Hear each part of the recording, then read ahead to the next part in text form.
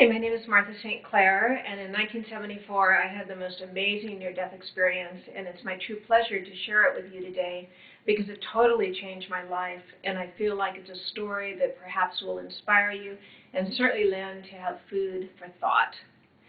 So I was a young divorced woman at the time. I was water skiing in the Sacramento River Delta area, and I was a good swimmer and I was a good water skier. And I was going along for the last water ski of the day, and I had two friends in the boat, and one was supposed to be the watcher watching me. So I was going along, and by some freak accident, I fell down, and the rope twisted behind my left arm and dragged me behind the boat, which would have not been too bad, except the watcher was not watching me. They were drinking beer, and I continued to be dragged behind the boat. And pretty soon, I evidently had what you would call a classic near-death experience. Now, at the time, I knew nothing about near-death experience, but I certainly knew that I was in a place of danger. My arm was hurting, I was being dragged along, and pretty soon, I'm finding my spirit out of my body. And I found myself looking down, seeing myself going behind this boat. And what happened after that was quite amazing. I experienced being in a dark tunnel. The tunnel felt familiar. It felt comfortable. It was dark, as they say, often in these stories. And I was isolated, but I wasn't afraid because I had the feeling I have done this before. I have done this before. And I went through the tunnel, and my spirit came out. And when I came out of the tunnel, I was surrounded by the most beautiful flowers. Glorious, colorful flowers like you don't see on earth, hues and colors that I can't even really explain to myself now and cannot really explain to you, but they were gorgeous. So I went through this area of flowers, and pretty soon I found myself out in the universe. It was full of stars and galaxies, and it was just the most glorious, gorgeous thing that you can possibly imagine. And you know what? It seemed familiar. It seemed comfortable. It didn't seem unusual, and it wasn't the least bit frightening. And I felt like I was in this heavenly, divine place, and I was just so happy to be there.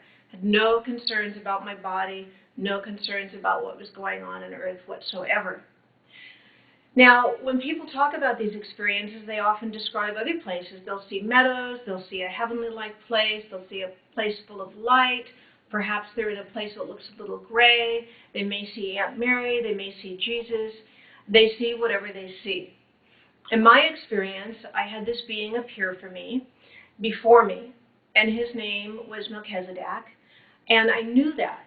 And when you're in this heavenly space, you know things by thought processes. You know what each other is thinking, and it was simple and natural and wonderful. And he was beautiful. He had big blue eyes. He had a beard, a gray beard. He had like a turban around his head. He was dressed in gold and velvet and green, and he was gorgeous, and I felt like I knew him forever. And he looked ancient and young at the same time. And he said to me, "Are you ready to come?" It was just simple as that. And in that moment, I remembered that my soul chose to come to earth. I remembered where I was before I was born. I remembered that all of our souls choose to come here, that this is a wonderful university, that we're not here by random accident, we're not here as victims, that we come here to choose, to study, to learn, and to grow. And that on some level, this is like a wonderful theater. It's like a big university. We all play our part, and when our time to go comes, we leave. Now, oftentimes souls are told that it's not their time, they need to go back. And of course, some souls are told it is their time, and off they go. In my case, I had a choice, and my first reaction was, no, I can't go, because I felt like I flunked Earth. And at the time, I was in my early 20s, and I felt like my spirit was not, my personality was not in alignment with my spirit. And I could see that my soul path was far greater than I had been living at that point. And Melchizedek was surrounded in the most glorious, beautiful light that you can imagine. And all I can say that this was being in the realm of God. It's a place of beyond male, female, God, God, Goddess, all that is. It's like liquid love. It's light, it's divine peace, it's beauty, there are simply no words to describe this heavenly place. And being enveloped in that light changed my whole life. And as you may have heard in other stories, when people are in that light, they don't want to come back. Because in that moment, you have an awakening. In that moment, you often remember who you are. You remember so many things, and you have access to divine knowledge, and you have access to all the mysteries of the universe. And in my case, I saw that there's a divine plan for Earth. There's a reason for being here. And on some level, we are not victims at all. And God loves us eternally. There is no final judgment. And when you're in that light, you see who you are completely, you see your flaws, you see your gifts, and you judge yourself because everything is reflected back to you. There's so much more I could say about that, but my main purpose in sharing this with you is to tell you that there is no reason to fear death. You cannot die. The body dies, you lay down the body, your spirit goes on, you simply cannot die. And so you have so much to look forward to, and it's important to know, I believe, of this consciousness, because consciousness attracts consciousness. Now let me share with you some other things briefly that happened while I was there. I saw a beautiful temple of light. It was surrounded in gold. I could see gorgeous colors around it, and I could see through the temple that there were beings that were studying in white robes and studying and learning, just like we would here, and they looked just like us. I could also see that there was a border of light, and I knew I could not go past that place, or I would be sucked into this wonderful light, which was my true home, and I could not come back here. Also, Melchizedek helped me to make my choice whether I was going to stay or not. So the first reason I chose to come back was I could see that I had some maturing to do spiritually. I could see I had a life purpose. I could see that all souls have a life purpose. And I also chose to come back because I wanted to be with my son. Now, I know oftentimes that children lose parents. I lost my father when I was very little, and it may seem like there's no divine plan to that, and it's very painful when we lose a loved one. But I want to share with you that I could see there's a higher purpose to all of this, and we each can accept that perhaps in our own time.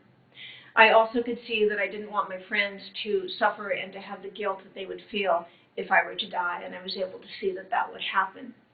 So the story is much longer than that, but in the interest of time, I hope that my story gives you some inspiration and some peace, because we are in a great place of transition on the earth. We're rising into a whole new dimension. We're really ascending our spiritual bodies on earth, and it's no accident if you're living now, no matter how hard your life may be. You are on earth, you have a purpose, and we are here to co-create heaven on earth. We are here to share and to heal each other into the light. And so if I'm connecting with you today, I just want you to know that you're a beautiful being of light. You're a true soul that comes from another place. This is far beyond religion or mumbo-jumbo semantics or anything else. And you have the opportunity to trust your soul, to have faith and beauty in yourself, and to know that if you have lost a loved one, that you can know that they have gone home, and that when they leave their physical body, they are no longer in pain, no matter how much they suffered from an accident or an illness or whatever has happened to them that may cause you worry or fear. They are out of their body and they are free in the light, and you can still connect with them. You can ask that they come to you, that there's prayers, there's hope, there's some way of connecting perhaps if that is supposed to be. Lastly, in closing, I'd like to share with you that this is my joy in life to do this. I do lecture on near-death experience. I do counseling. Be happy to just connect with you in any way that I can help you, because I know what it's like to feel separate on earth, to feel alone, and I know that we have a divine spiritual family, and we are all one. No matter what race, what sex, what station you are in life, we are one, and it's time to let go of spiritual amnesia, to remember that we are in this together to love Mother Earth and each other. Thank you.